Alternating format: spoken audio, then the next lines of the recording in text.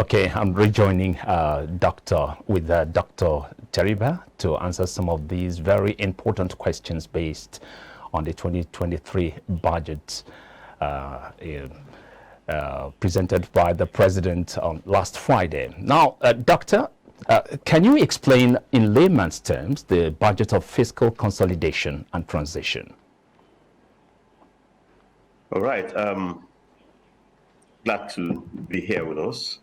You're welcome. This budget is the President's 8th budget, and it is his final budget. He will be superintending over the first 5 months of the budget, which should kick in January of 2023. And the successor, we do not know who that will be, will superintend over the implementation over the remaining 7 months from June to December. Now, the first point is that there's nothing new in this budget. It has taken on the character that has come to be typical of President Buhari's budget, in which a lot is promised in terms of spending. And the promised 20 billion, 20.5 trillion naira expenditure needs to be deflated by the fact that we are paying 6.3 trillion in interest on existing debt. So the president is not spending 20.5 trillion. President is spending 14 trillion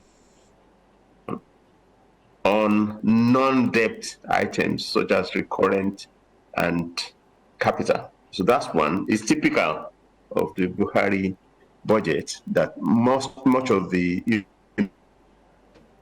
a good slice, that's about a third of the budget, goes on interest payments. Then victims. How much revenue do you hope to be able to bring on the table? The president tells us that he's going to find 9.73 trillion in revenue. That will be a miracle, because the best revenue that the country has witnessed under the Buhari's regime in the last 7.5 years was 6 trillion in 2021. And I doubt that we'll get that 6 trillion in full year 2022. So where the president is expecting to get 9.73 trillion in revenue remains a mystery. But even if we assume that you get the 9.73 trillion, you will pay 6.3 trillion of interest payments out of that. So you don't have a spendable revenue of 9.7. You have a spendable revenue of 3.4 trillion against a spending plan of 14 trillion. And of course, that's not hidden.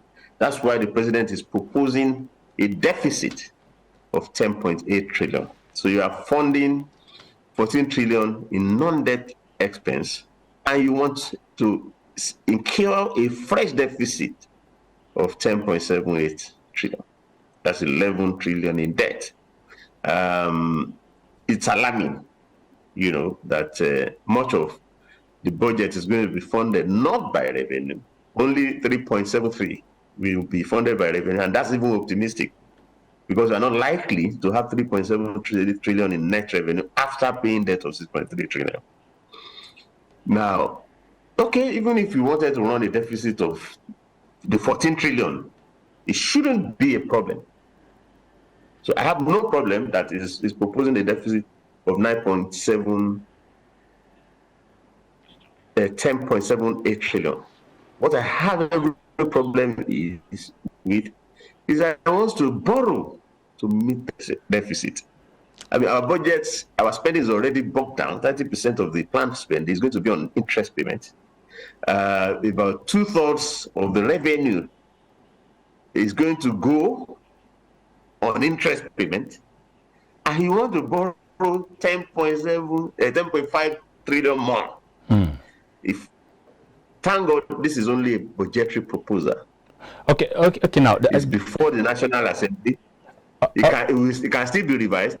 I am urging that all Nigerians should encourage the president not to fund that deficit with debt. That the government should consider funding that deficit with equity. This is what other countries are doing. They are looking for equity to meet revenue shortfalls. They're not borrowing debt that is going to create interest payment problems, that is going to, make future budgets unimplementable. Nigeria has a very, very deep and functional equity market.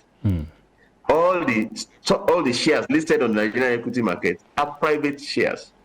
Federal government has zero number of shares issued on the stock market.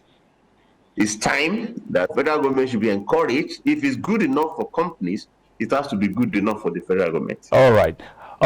Don't borrow, raise equity. Okay, now. When you go abroad, don't borrow in Eurobonds market, raise equity. The way countries describe equity that they borrow to fund, that they get to fund their budget, they call it foreign direct investment. Okay, now, Doc. This is what other countries are thriving on. Nigeria should go that way. All right. Now, that's Doc. a short of analysis here. Okay. Now, according to the budget breakdown, defense and internal security received the lion's share of 2.5 trillion naira. What are your thoughts in light of previous money allocations to this ministry that was not adequately accounted for?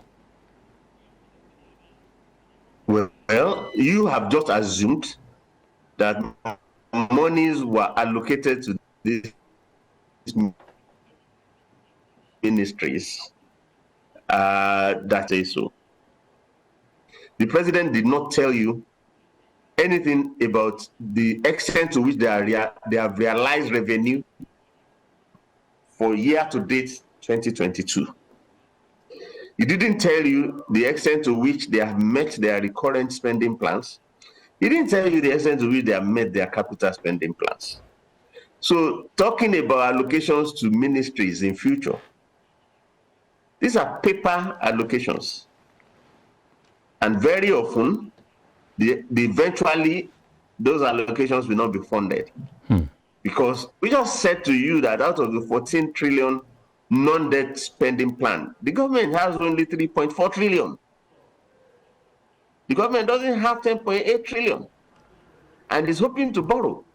The problem, the real issue is that from what we know, for the first 4 months of this year, the total revenue was less than interest payments. We got only 1.6 trillion in January to April in revenue, but we paid 1.9 trillion on interest payment. So which means that to even pay interest payment in full, you needed to borrow. Now, if you begin to say how much is going to be allocated to this ministry and that ministry in that context, you are just building a castle in the air. The government doesn't have money. And in 2023, we may not have enough money to even pay the interest. So address how we get the money before you start talking about what could be allocated to ministry and what could actually be funded, what could actually get to the ministry.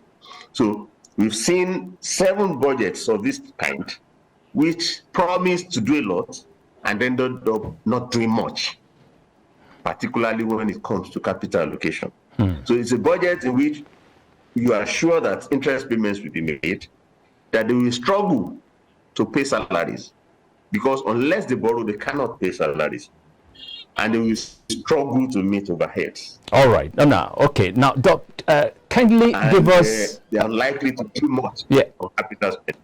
Yeah, I was going to come with a question now. Kindly give us your analysis of the budget with a special focus on the top 10 sectors. What do you mean top 10 sectors? That's in terms of priority. Hey, Mike. I'm right here. the revenue available to the government after paying 6.3 trillion in interest payments. In previous years, interest payments more than what was budgeted. So in 2023, the government. Okay, it appears we are having some glitch there. We've been talking about the budget presented by President Muhammadu Buhari. That we get the most money. Okay, doctor is back. Out of money that is not available. I'm saying that the government should look for equity, and therefore you should be listing the sectors that will enable you to raise the most equity. Not sectors that you spend money on, sectors that you can get money from. So when you raise enough equity and you have money to spend, you can begin to talk about the top 10 ministries.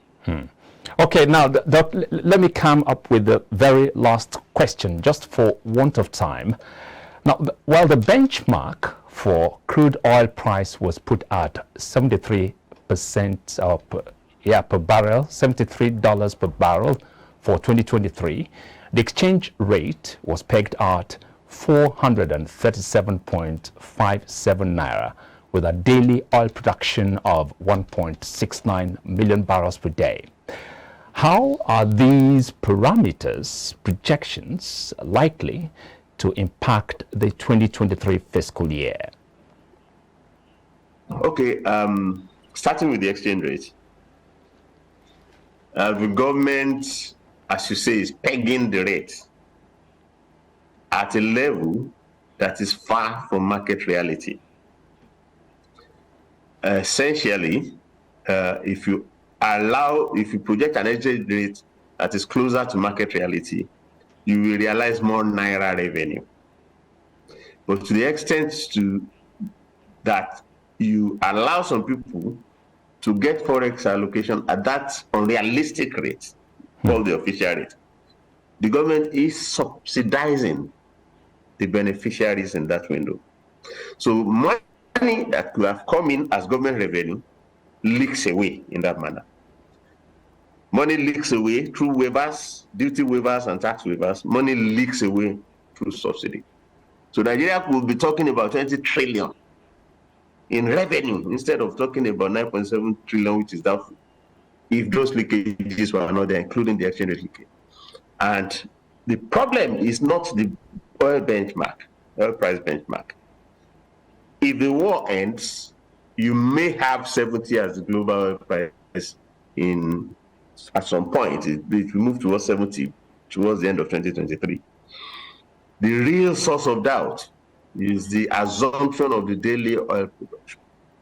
Because the government admits that, we've not managed to meet our OPEC quota most of the recent months because of oil theft. So 1.69 is on paper. In reality, we are struggling to do 1 million barrels a day. We are struggling to do 1.2 million barrels a day. So if you are not able to bring oil theft under control, we are talking of 12 months. What miracle is going to happen? So that the biggest source of uncertainty is, are we going to be able to bring anything more than 1.2 trillion million barrels of oil up on stream? If we can, then you've dealt with a major component or major source of uncertainty in the budget. Mike. Thank you so very much, Doc, for your time and thoughts.